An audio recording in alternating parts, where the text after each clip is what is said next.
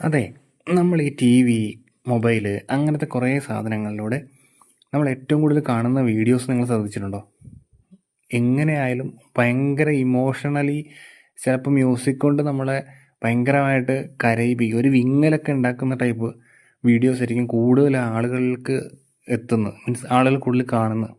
ആരെങ്കിലുമൊക്കെ ഈ പറഞ്ഞ പോലെ അവരുടെ കഷ്ടപ്പാടും ബുദ്ധിമുട്ടും ഒക്കെ പറയുന്ന ഒരു അങ്ങനത്തെ വീഡിയോസ്, അത്തരം BGM കാര്യങ്ങളൊക്കെ ഇടുമ്പോഴത്തേക്കും ഓട്ടോമാറ്റിക്കലി അവിടെ സംഭവിക്കുന്നത് എന്താ നിങ്ങൾ ശ്രദ്ധിച്ചിട്ടുണ്ടോ?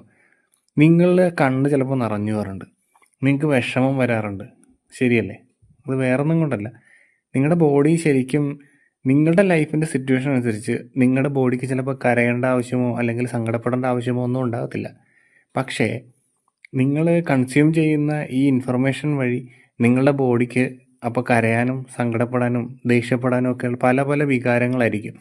ഈ വികാരങ്ങളെല്ലാം ആക്ച്വലി ഒരു 30 സെക്കൻഡ് കഴിയുന്തോറും മാറിക്കൊണ്ടിരിക്കും. നിങ്ങൾ ശ്രദ്ധിച്ചാൽ മതി, ഒരു കരയുന്ന റീൽ കണ്ട് 30 സെക്കൻഡ് നമ്മൾ ആ ഒരു ഇമോഷൻ കഴിഞ്ഞ് കഴിഞ്ഞാൽ ഉടനെ തന്നെ അടുത്ത് ചിരിപ്പിക്കുന്ന കാര്യമായിരിക്കും. 30 സെക്കൻഡ് ചിരിച്ചു കഴിഞ്ഞാൽ അടുത്ത് ദേഷ്യം വരുന്ന റീലായിരിക്കും.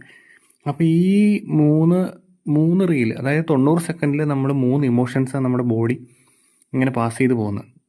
ഒന്ന് ആലോചിച്ച് നോക്കിയേ, നമ്മുടെ യഥാർത്ഥ ലൈഫും ഈ റിയൽ ലൈഫും തമ്മിലുള്ള ഡിഫറൻസ് ഇത് ചിന്തിച്ചാൽ നിങ്ങൾക്ക് മനസ്സിലാവും.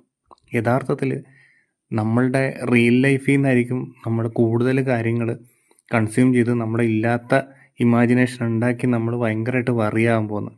അപ്പോൾ അതുകൊണ്ട് റിയൽ ലൈഫും തിരിച്ചറിയുക. ഇത് ശരിക്കും പറഞ്ഞാൽ നമ്മുടെ ഉറക്കത്തിനെ നല്ല രീതിയിൽ സ്വാധീനിക്കുന്നുണ്ടെന്ന് മനസ്സിലാവുന്നുണ്ട്. ഓക്കെ, അപ്പോൾ ഗുഡ് നൈറ്റ്.